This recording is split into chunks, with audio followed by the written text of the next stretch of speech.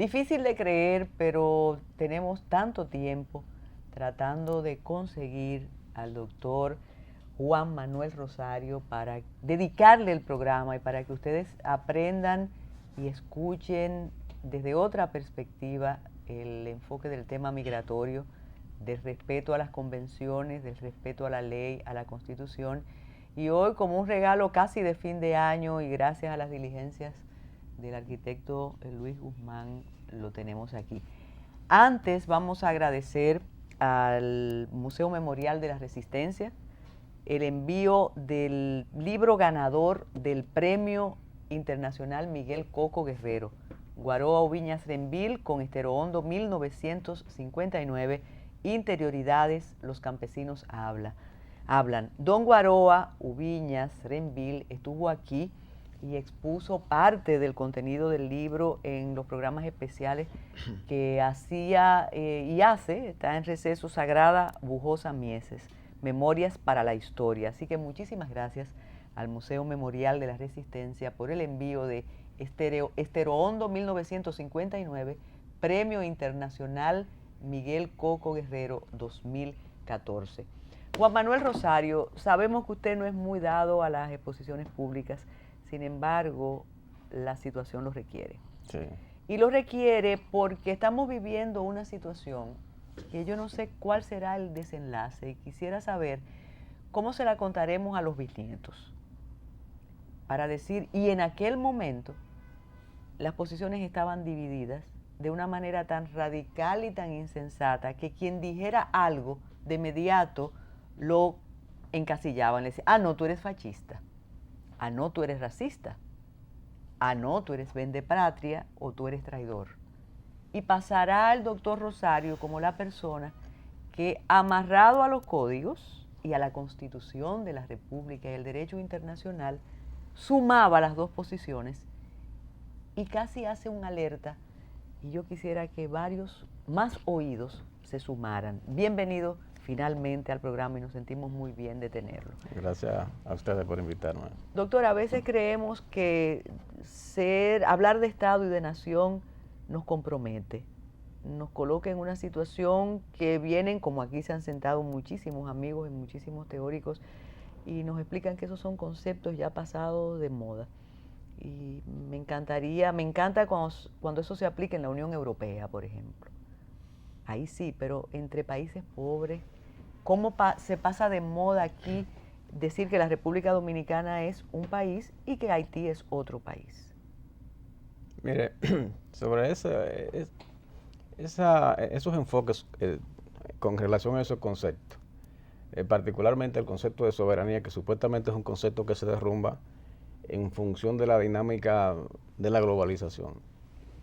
Yo pienso que eso le ha hecho mucho daño a la República Dominicana, porque es como una persona que se lee un libro, no se lo aprende bien y comienza a repetir cosas porque él no la ha digerido bien. Yo pienso que el análisis sobre la globalización aquí en la República Dominicana no se ha estudiado en su justa dimensión y por tanto no se conocen las implicaciones que eso tiene para los países nuestros. Es al revés. Los países nuestros tienen que hacerse más fuertes a nivel soberano para poder resistir la embestida de ese proceso de globalización. Yo digo inclusive que algunas personas que militaron en la izquierda, que conocieron muy bien lo que era el anarcosindicalismo, ahora se metieron a ser anarcointernacionalistas. O sea, vamos a desbaratarlo todo, vamos a desbaratar la estructura del Estado y entonces nos quedamos sin nada y hacemos una revolución mundial.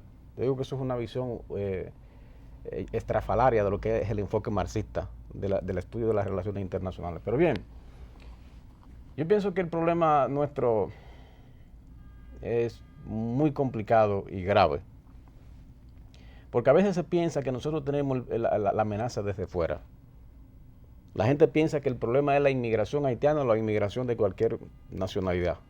Y yo digo que el problema nuestro está aquí en la República Dominicana, que el problema nuestro es la debilidad institucional y la actitud que asume la gente frente al problema. Y vamos a comenzar con la Corte, que fue declarada inconstitucional. En el año 2005, a mí me tocó redactar el recurso de inconstitucionalidad contra el instrumento de aceptación de la competencia o la jurisdicción de la Corte, porque habíamos hecho las investigaciones del lugar y pudimos palpar de que eso no había pasado por el Congreso de la República Dominicana y que por tanto no obligaba a nivel internacional a la República Dominicana. 2005.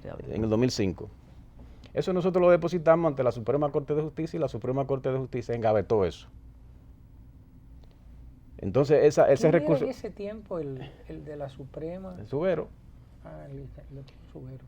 Entonces eso lo cogieron y luego cuando se creó el Tribunal Constitucional, todos esos expedientes se lo transfirieron al Tribunal Constitucional, todo lo que estaba relacionado con asuntos de constitucionalidad, y dentro del paquete de expedientes le mandaron el recurso que nosotros habíamos sometido en el 2005. Pero mire, en el 1999, que es el instrumento de aceptación de la competencia de la Corte, el presidente de entonces firma un documento, un instrumento de aceptación que dice que acepta sin convención especial la competencia de la Corte. Y ya en el 2002 hubo un subsecretario de Relaciones Exteriores de la República Dominicana que firmó un acuerdo con la Comisión Interamericana de Derechos Humanos. Creo, y perdona Juan Manuel, subsecretario, consultor jurídico con rango de subsecretario en la Cancillería, que todavía ocupa ese cargo. En el expediente él aparece como subsecretario, actualmente él es el consultor jurídico. Y él llegó a un acuerdo, él firmó un acuerdo y obligó a la República Dominicana con ese acuerdo. Entonces un grupo de personas elevaron un recurso de inconstitucionalidad contra ese compromiso. Perdón, pero ¿cómo un funcionario firma un acuerdo per se, sin la autorización del jefe de la diplomacia? Usted se da cuenta entonces que el problema es como yo digo, que es aquí que está. Eso no es posible. Él comprometió a la República Dominicana con el llamado Comité de Impulso. El Comité de Impulso es porque en el año 1999 inmediatamente se asume supuestamente la competencia de la Corte cuando se apodera de casos dominicanos comienza a actuar y creó unas medidas provisionales. Las medidas provisionales consistían en que algunas personas que habían sido repatriadas había que traerlas de nuevo hasta que se resolviera el asunto en la Corte. Y entonces se creó en la República Dominicana un comité de impulso para darle impulso a esas medidas provisionales. Y para eso se firmó un acuerdo con la Comisión Interamericana. Eso fue en el 2002. Y lo que más llama la atención es que la persona coge y compromete a la República Dominicana, se eleva un recurso de inconstitucionalidad, se declara inconstitucional, que la Suprema lo hizo bien, pero el señor sigue ahí. Y no solamente sigue siendo consultor, sigue, o sea, no tuvo sanción, sigue siendo violado. Es el consultor jurídico, y no solamente eso, en los diplomados que dan en la Cancillería, él es un profesor, y es lo que le enseña a los muchachos. Eso es lo que se está transmitiendo a la presente generación, y ahí es que está el problema. Creo que se llama apellido Pichardo Olivier. Pichardo Olivier. ¿Qué sucede? Y esto yo menciono nombres porque eso está en el expediente. A mí no me gusta mencionar el nombre de nadie, pero eso está en el expediente, eso es público. Eso está en la sentencia de la Suprema. ¿Qué sucede? Que nosotros también trabajamos la ley 285-04. Se promulga la ley 285-04. Entonces se manda a hacer un decreto de reglamento. Es un reglamento que por decreto para reglamentar la ley. Ahí viene el gran problema, otro problemazo. Pero previo a eso, previo a la lucha que vino por el reglamento, un grupo de personas elevan un recurso de inconstitucionalidad contra la propia ley, alegando que el artículo 36 es inconstitucional porque dice que para los fines de interpretación del artículo 11 de la Constitución había que considerar como persona en tránsito los no residentes. Los no residentes, porque cuando nosotros trabajamos esa parte de la ley, decíamos que el concepto de tránsito que debía predominar en la República Dominicana no era el concepto de tránsito de otros estados, porque el derecho inmigratorio es un asunto interno de los estados, y el concepto migratorio, por ejemplo, de la República Dominicana tiene que estar acorde con los intereses de la República Dominicana, con las necesidades de la República Dominicana.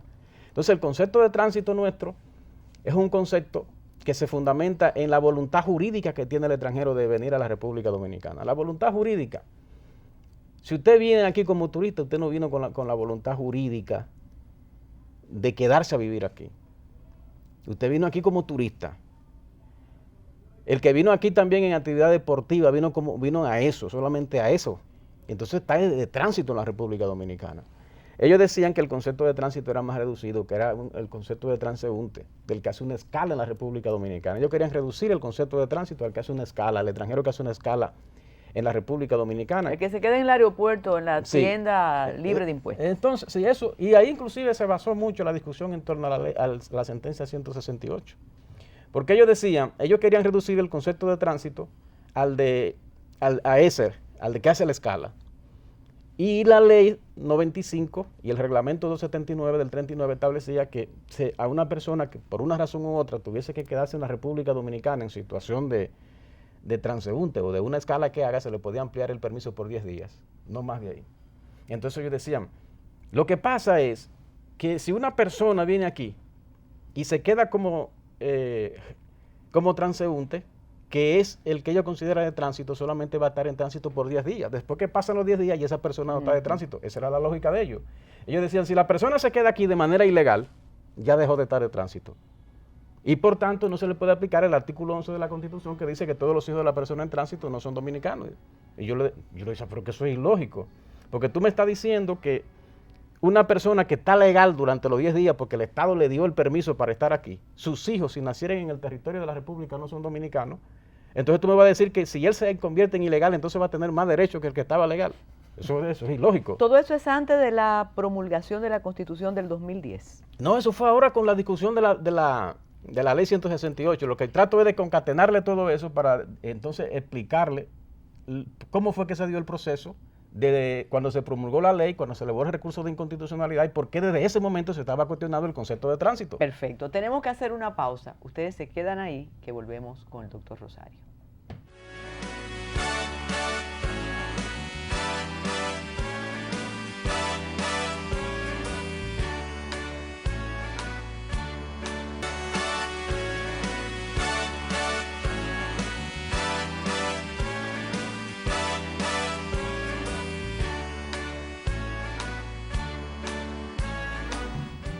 Continuamos y este definitivamente es otro enfoque. Hay un aspecto que usted planteó en la primera parte acerca de la globalización y de la defensa de lo nacional. Yo recuerdo que en el año 2000 estuvo de visita en el país el filósofo Eugenio Trías, que ya falleció, y invitado por una de las Ferias Internacionales del Libro, y me tocó hacerle la entrevista para el periódico Hoy. Y él expuso que precisamente en la época de la mundialización, usó ese término, las identidades se tienen que conformar y defender, pero aquí lo entendemos de manera distinta. Y otro aspecto, doctor Juan Manuel Rosario, usted habla que el problema es interno y la pregunta, y ahí usted tiene que hacer psicología jurídica y social, ¿por qué hacemos eso? ¿Por qué nacionales dominicanos, a nacionales dominicanos, le interesa esa política si no tenemos el correlato del otro lado?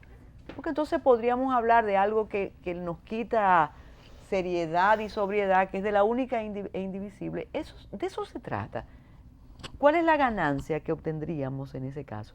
Porque aquí hay una élite intelectual que ha pensado así desde hace mucho tiempo. Yo no quisiera que antes de que él nos contestara, no lo acose, sin acosarlo, yo no quisiera pensar particularmente que es un asunto de sentido de culpa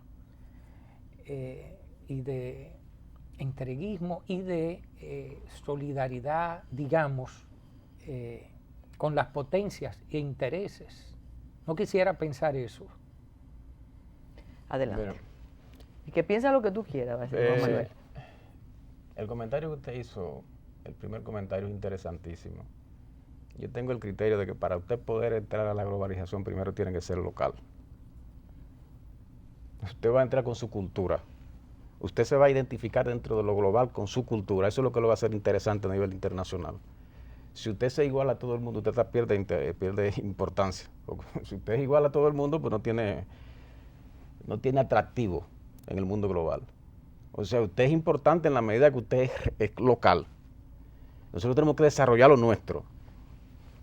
Y con relación a lo otro, mire, yo he tenido siempre una preocupación. Yo inclusive una vez fui a un programa y decía que nosotros tenemos que comenzar a hablar de la generación perdida, la generación del 90 para acá.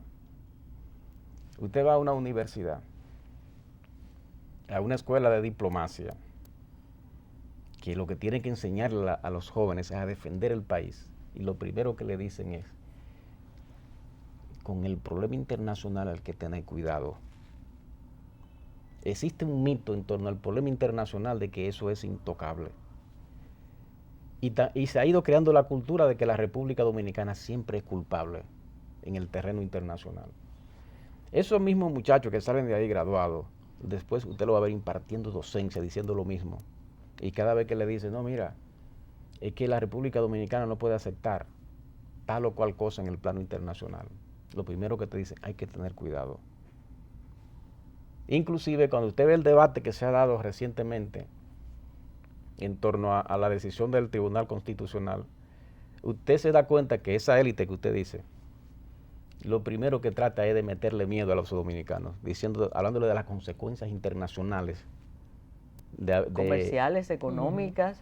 Hay algunos que dicen que vamos a perder el data crédito internacional, que es una forma, lo que yo le llamo la sugestión a nivel comunicacional. La cuota bananera también, dicen abogados muy prestigiosos.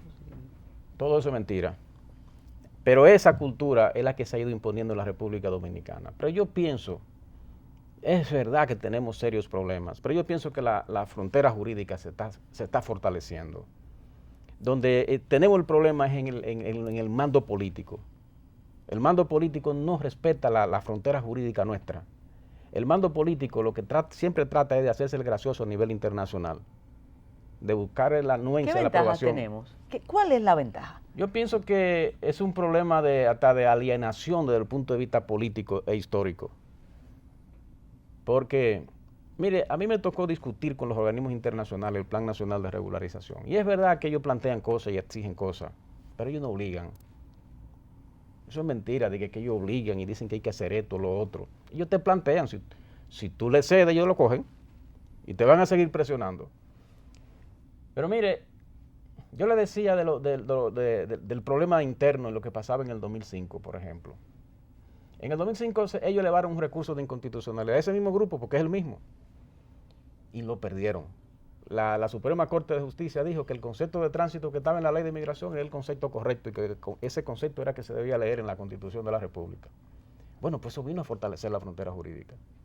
Pero hicimos la ley, entonces comenzamos a trabajar con el reglamento y hubo otro problema que es una evidencia de la debilidad que yo digo, de la debilidad institucional y de la actitud ambivalente y hasta genuflexa de la clase política dominicana. Se le entregó la propuesta de reglamento, que me tocó redactarlo a mí, se le entregó al presidente de entonces, que era Leonel Fernández. Pero el ministro de Interior y Policía, que era Franklin Almeida, hizo otro. Franklin Almeida contrató precisamente a todos los técnicos que estaban en desacuerdo con la ley de migración. Y hizo un reglamento, y el reglamento evidentemente que entraba en contradicción con la misma ley de migración. ¿Y dónde se discutía eso, doctor? Eso lo discutían ellos. Nosotros teníamos, en el caso de nosotros teníamos algunos técnicos que nos reuníamos a veces, y a mí particularmente me tocó hacer una propuesta, y la escribí y dice, esta propuesta y se la regalé al pueblo dominicano o al Estado dominicano. No le cobré un centavo a nadie. Cuando se dio la situación de que Franklin Almeida llevó el proyecto, la propuesta de reglamento al Palacio, alguna gente ha llegado a nosotros también, cogimos para el Palacio a llevar el de nosotros. Que yo siempre tengo que reconocer la actitud valiente en ese momento del doctor Pelegrín Castillo, que fue con nosotros. Yo no puedo hablar de otra cosa. Y fue muy, muy categórico con relación a la defensa del reglamento de nosotros. Inclusive habló hasta de consecuencias políticas si no aprobaban el reglamento de nosotros y si aprobaban el otro. Y eso hay que reconocerlo. Bueno, pero no se aprobó. Nosotros duramos desde el año 2005 que se comenzó a hablar del reglamento hasta el 2012 sin reglamento. Entonces no podíamos aplicar la ley 95 porque estaba derogada. Y no podíamos aplicar la 285 porque no tenía reglamento. Habiendo estado ya redactado. Usted sabe lo que sucedió. Que precisamente en una encuesta, que yo no creo en ella, que fue la que hizo la Oficina Nacional de Estadística, la primera encuesta de inmigrantes, te habla de que en el país hay 458,000 haitianos. Y en el periodo 2005-2012, precisamente en el momento que no había reglamento, entraron 280,000. O sea, casi el 60% o más de un 60% de los ilegales que están hoy en la República Dominicana entraron precisamente en ese periodo. Entonces, ¿dónde está la culpa? Nosotros. Son los extranjeros que nos han obligado a que nosotros tuviéramos una situación así sin reglamento en la República Dominicana. No, esa es la institucionalidad de la República Dominicana.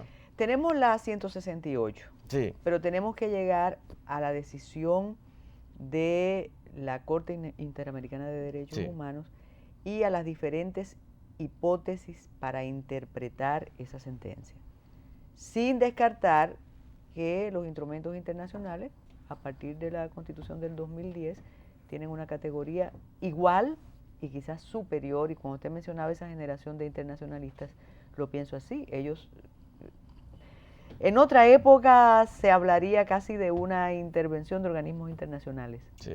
Algunos tan desacreditados históricamente, pero ni modo. Entonces, vamos a hablar de jerarquía, convenios, acuerdos, tratados versus la ley interna. Y vamos a remontarnos, aunque ya está solucionado, a la irretroactividad que algunos plantean en la sentencia 168. Mire, yo siempre me llama mucho la atención el concepto de irretroactividad constitucional. En primer lugar, las personas piensan que en la República Dominicana ha habido muchas constituciones. La República Dominicana solamente ha tenido una, con modificaciones. El concepto surge en el año 1929, el concepto de tránsito. Y se le cuestiona, se le consulta a la Suprema Corte de Justicia en el 2005, que cuál es el concepto de tránsito que debe predominar. Y la Suprema Corte de Justicia dice que tiene la ley. Pero entonces no es a partir de ese momento que comienza a predominar el concepto o la interpretación que hace la Suprema, de que hacia adelante. No, es desde el momento que existe el concepto. No es de que a partir de ahí, porque es que la Suprema Corte de Justicia no está haciendo una ley, es una sentencia, está interpretando un concepto. Entonces, desde esa perspectiva no se puede hablar de retroactividad, pero no solamente de esa perspectiva, sino que existe la ficción jurídica de la continuidad constitucional. Si un concepto nace en la Constitución, por ejemplo, en el día de hoy, y ese concepto no existía antes y por tanto no había generado derechos adquiridos, se supone que ese concepto existe desde el momento en que surge la Constitución de cualquier país, en este caso de la República Dominicana, porque no había afectado derechos adquiridos.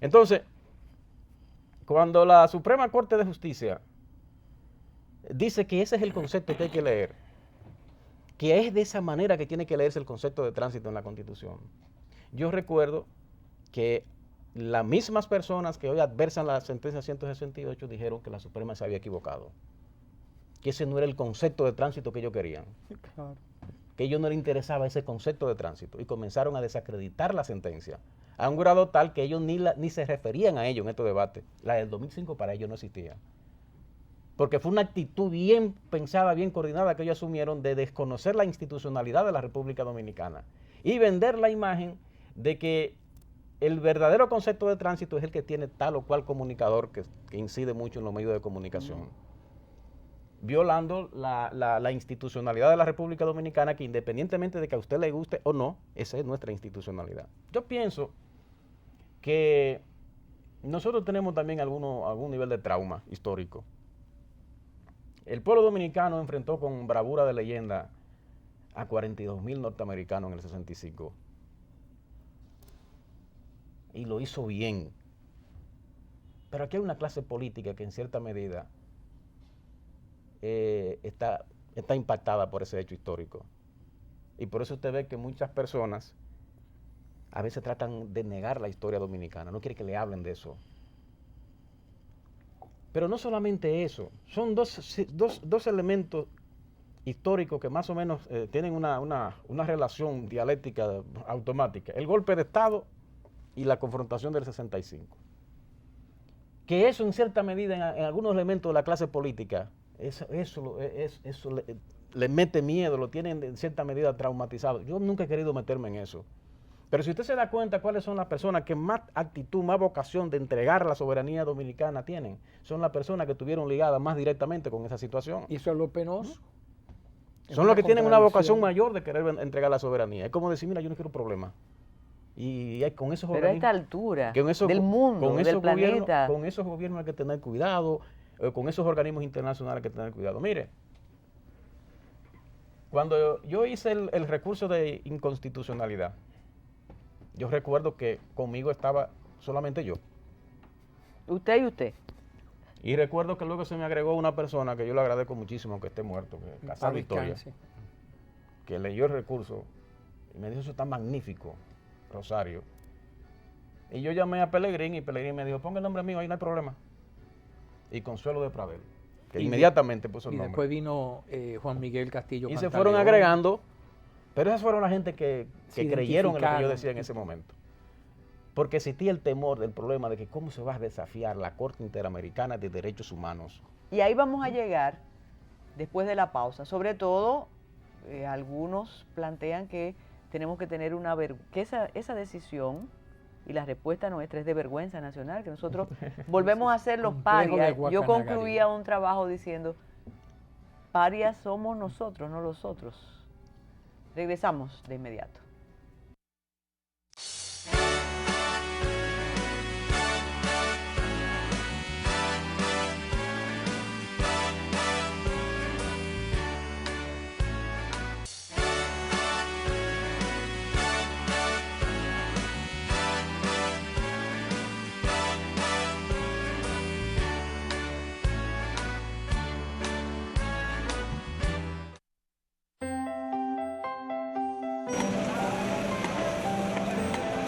Si esta fábrica no existiera, estaríamos bien feos, mi amor. ¿Qué íbamos a hacer? Dime, a ver. Estuviera viviendo un caos. Uno tiene 4 hijos y uno no tiene trabajo, ni tiene de dónde sostenerse. Uno pasa mucho trabajo. Por eso, dominicanos y dominicanas, en nuestro país ha llegado la hora del empleo. Crear nuevos puestos de trabajo dignos y formalizar los existentes es y seguirá siendo nuestro principal objetivo durante este 2014 y el resto de nuestro periodo constitucional. Me siento bien porque es muy diferente cuando yo estaba en la casa. Ahora trabajo y antes no trabajaba. La gente que tiene muchos empleos ahora y han podido salir adelante. La mayoría de personas, mayormente por esta empresa, han salido adelante. He cambiado un 100% porque si no hubiera tenido este empleo, ni hubiera estado recibiendo estos chelitos, no hubiera tenido nada para mi familia. Tenía mucha deuda y aquí, cogiendo préstamos y todo, lo pagué. En 2 años de gobierno de Danilo Medina, se han creado 236,000 nuevos empleos y otros cientos de miles de empleos más han sido protegidos con la democratización del crédito y de las compras y contrataciones del Estado a las MIPYMES y las facilidades otorgadas a las empresas dominicanas. Cuando hay mucho trabajo, el pueblo maneja bien porque el que vende comida puede vender comida, el que vende ropa vende y muchas cosas se logran. Pues yo le estoy dando beneficio a ellos, del beneficio que yo saco de aquí. Oh, lo que venden la naranja, lo que venden los huevos. Ahorita voy a comprar allá afuera, a llevar mi comida para mi casa, para mi niña. Yo he logrado de todo trabajando aquí. Por ejemplo, tengo el seguro de mis hijos, me mantengo de esto y le doy la educación a mis hijos de aquí, de mi trabajo. Con el dinero que yo gano aquí, ayudo a mi madre, a mi hija, le compro lo que ella necesite y lo que yo necesito. Yo he comprado camas, radio, nevera, muchas cosas, mucha ropa, de todo. La industria del calzado se ha relanzado con inimaginable éxito en nuestro país, creando y salvando miles de empleos como los de estas laboriosas mujeres. No me quejo, porque tú no puedes lograr todo y que te lo pongan en la mano. Tú tienes que hacer un sacrificio. Si te dan la facilidad de que tú tengas empleo, pues trabaja. Me gusta porque muchos hombres dicen que es difícil y hay muchos hombres que no lo pueden hacer. Yo como mujer he demostrado que sí puedo hacerlo. Mi sueño es de aquí para adelante hacer mi casa. Y después de tener mi casa, seguir trabajando para seguir para adelante.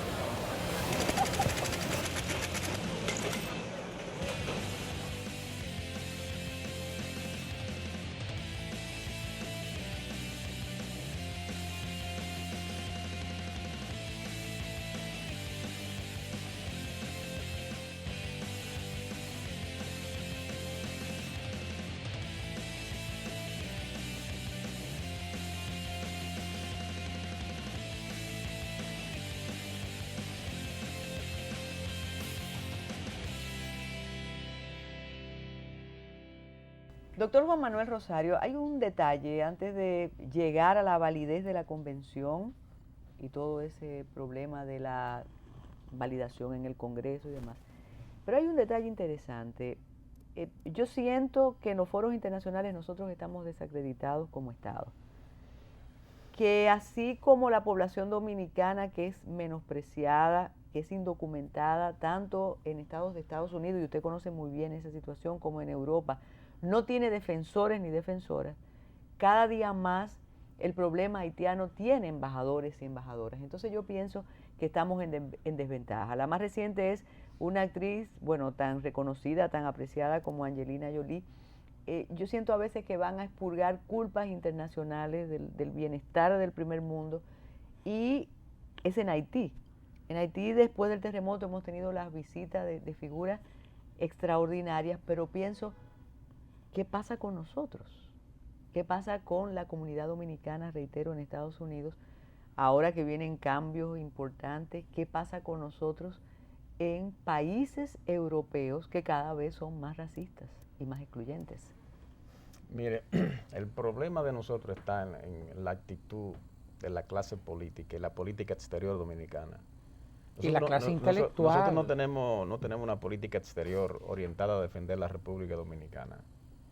Tenemos una política exterior de estar siempre a la defensiva. Nosotros no hemos defendido con gallardía desde el punto de vista de nuestras razones jurídicas la República Dominicana. Y yo le decía que de la actitud o de la situación que se da inclusive en las academias, que es una actitud de siempre, el Estado Dominicano siempre es culpable. Esa misma actitud asume el diplomático nuestro. A un grado tal que el embajador dominicano en Haití, con toda esa ofensiva que había a nivel internacional contra la sentencia la sentencia del Tribunal Constitucional, él dijo que los dominicanos éramos racistas y no lo sabíamos. O sea, la actitud que él debía asumir era de la defender el país, y él prácticamente lo que hace es que nos acusa. Pero entonces, ¿cuál es la actitud del gobierno dominicano frente a un diplomático que actúa así? Nada, de manera pasiva. No lo llama la atención, la Cancillería no baja una línea. ¿Usted cree que es posible que la República Dominicana, la defensa de la República Dominicana, haya tenido que asumir un conjunto de personas de la sociedad dominicana de manera independiente, por voluntad propia? No son los técnicos que nos hemos echado el pleito a favor de la República Dominicana, son como 3 o 4. Pero entonces, ¿por qué? Porque no tenemos la razón. Porque la otra posición tiene más peso jurídico. La otra posición no tiene ningún peso. Pero jurídico. Se impone en los foros internacionales. No es solamente por el asunto de los foros internacionales. Es que, y yo insisto en el problema de la clase política, ellos tienen un gran cabildeo. Ellos, por ejemplo, en algunos momentos, a nosotros, los que hemos defendido la soberanía de la República Dominicana, ellos nos han ganado algunas batallas, pero es en el cabildeo. Y por eso yo siempre decía en el debate, no, mira, que el problema no es jurídico, el problema es humano. Lo humano está por encima de lo jurídico, decían ellos, cuando ya no tenían más argumentos. Y voy a decir esto aquí, que no acostumbro eso, pero nosotros tuvimos una reunión con el presidente de la República para reflexionar sobre estas cosas. Y yo le voy a decir lo que yo le dije a él, porque él preguntaba, ¿qué hacemos? Y no me gusta ni decir eso, es un asunto de quizá una indiscreción mía. Yo le dije, nosotros tenemos un solo camino, defender el país a cualquier precio, no tenemos otro. Tenemos que preparar el cuerpo diplomático para eso, tenemos que lanzar una ofensiva internacional para defender la patria, porque no tenemos alternativa. La soberanía no se negocia, Tú puedes negociar un cargo electivo, a diputado, a senador, o lo que tú quieras, pero la soberanía tú no puedes negociarla.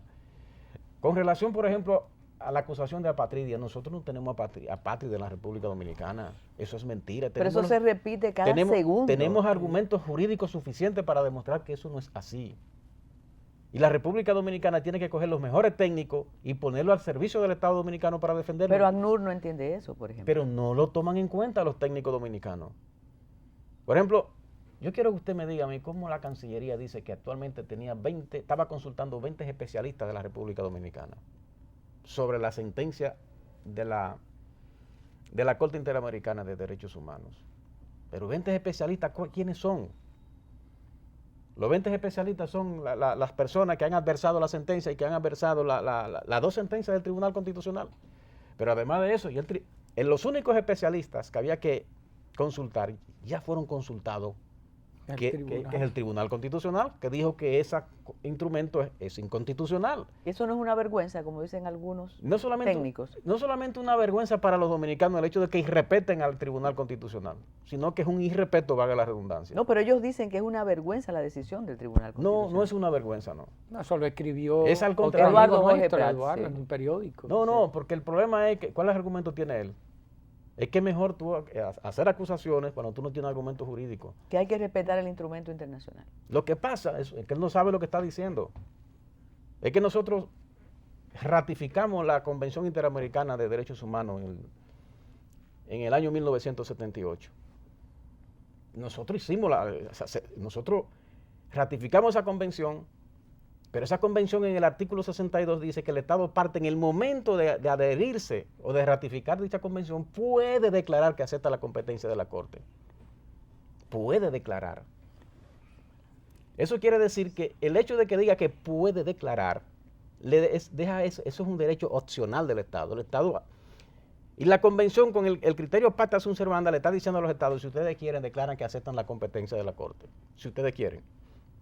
Pero usted declarar que acepta la competencia de la Corte, usted está asumiendo una obligación internacional. Y toda obligación internacional tiene que pasar por el Congreso. ¿Y por qué todos los organismos internacionales dicen que nosotros tenemos que acatar esa decisión y que la decisión interna nuestra no tiene nada que ver con el instrumento internacional? No, lo que pasa es que como yo en una ocasión decía que como las autoridades dominicanas han demostrado que cuando se les presionan recula, hay sectores de la comunidad internacional que está consciente de eso. Y la presionan a las autoridades dominicanas. En otras palabras, señores. Y algunos grupos particulares enquistados aquí hay una actitud de cobardía escondida detrás de un discurso de prudencia. Entonces, esa cobardía que evidencian los gobernantes dominicanos ha sido aprovechada a nivel internacional para hacerlos recular. Porque no es verdad. Entonces, ¿usted no cree en la filantropía y en la defensa del derecho internacional? Eso es mentira. De grupos de jesuitas, de grupos de la sociedad civil. Todo eso es mentira. ¿Y qué es eso entonces? Eso es mentira, eso es hipocresía y posiblemente algunos sean hasta financiados a nivel internacional. ¿Usted sabe por qué? Porque que el gobierno de Balaguer no declaró que aceptaba la competencia de la Corte. Y la Corte no tenía jurisdicción en la República Dominicana en el 78-82. Ni tenía jurisdicción 82-86, ni tenía jurisdicción 86-90. La jurisdicción, una jurisdicción ilegal, comienza a partir del instrumento de aceptación que fue en el año 1999. Inclusive, el embajador permanente ante la OEA de la República Dominicana en ese momento, que lo voy a decir porque ya es una carta pública, Flavio Darío Espinal, en el 98 le alertaba al canciller de la República Dominicana de que era prudente mandar al Congreso el instrumento de aceptación de la competencia de la Corte. Aunque yo entiendo, dice él, que el presidente puede hacerlo sin mandarlo al Congreso, es mejor que lo mande al Congreso para que lo ratifique, para evitar malas interpretaciones. Él, como todo lenguaje diplomático. Eso es un lenguaje de un empleado, el empleado que quiere decir la verdad pero que no haya cómo decirla. Dice, yo le voy a decir que esto, también, pero al mismo tiempo a ver si... Juan Manuel, eso que señalan ni siquiera puso condiciones en la aceptación. Bien, pero bien, entonces, ¿qué pasa? Que ahora ellos han inventado un argumento de que nosotros cuando ratificamos la convención en el año 1978, ratificamos todos los artículos, el articulado. Entonces tú dices, oye, pero si tú entendías eso, si tú estabas tan seguro que ya estaba todo aprobado en el año 1978, ¿por qué tú te inventaste un instrumento de aceptación en el 99? porque no tenía que hacerlo. Y la representación dominicana en esa corte, ¿eso no valida la no ratificación? No, mire, ellos también han usado eso, el stopper. Venir contra factum no vale. Bueno, entonces yo uso mucho esa palabrería para impresionar en la televisión, en el fórum prorrogatum, toda esa tontería. Mire lo que pasa. El stopper no puede fundamentarse en una relación de ilegalidad, que no es lo mismo que pasó con el Perú. El Perú se retiró de la Corte y lo hizo mal, porque el Perú sí había aceptado la competencia de la Corte. Y entonces al Perú aceptar la competencia de la Corte y luego se le somete a un proceso en la Corte y ellos para evadir ese proceso entonces se salen. Eso sí es incorrecto, porque ya usted aceptó la competencia, que no es el caso de la República Dominicana. La República Dominicana no había aceptado la competencia. Pero fíjese... Pero entonces no tenemos que salirnos, si no hemos estado. Es que nosotros no nos hemos salido de la Corte, que ahí va a caer, que ellos quieren vender la imagen, que es que nosotros nos estamos retirando de la Corte, porque eso tiene una implicación jurídica muy seria. Pero es que no hemos estado. Es que nunca hemos estado en la Corte. Hacemos una pausa y regresamos.